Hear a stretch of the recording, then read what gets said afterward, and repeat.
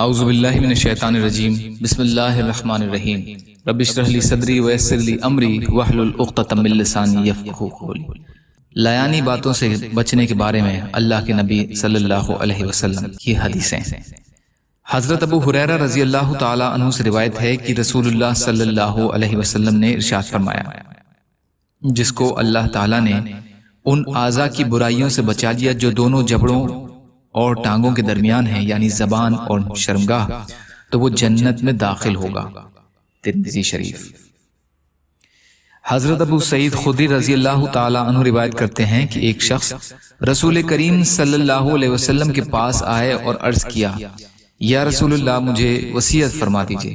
آپ صلی اللہ علیہ وسلم نے چند وصیتیں فرمائیں، جن میں سے ایک یہ ہے کہ اپنی زبان کو سوائے خیر کے ہر قسم کی بات سے محفوظ رکھو، اس سے تم شیطان پر قابو پالو گے۔ ابو یعلا مجمع الزوائد۔ یا اللہ ہم سب کو کہنے سننے سے زیادہ عمل کی توفیق عطا فرما۔ یا اللہ جو مظلوم ہیں، پریشان حال ہیں، بیمار ہیں، قرض میں ہیں، بے روزگار ہیں، محتاج ہیں، ان کی مدد فرما۔ یا اللہ دنیا اور آخرت کی تمام خیر عطا فرما۔ یا اللہ صبر کرنے والا، شکر کرنے والا، اچھی طرح عبادت کرنے والا بنا۔ یا اللہ اپنے حلال میں سے دیجئے، اپنے حرام سے بچائیے، اپنے غیر سے بے نیاز کر دیجئے برحمتک یا ارحم الراحمین۔ لا الہ الا اللہ محمد رسول اللہ۔ السلام علیکم۔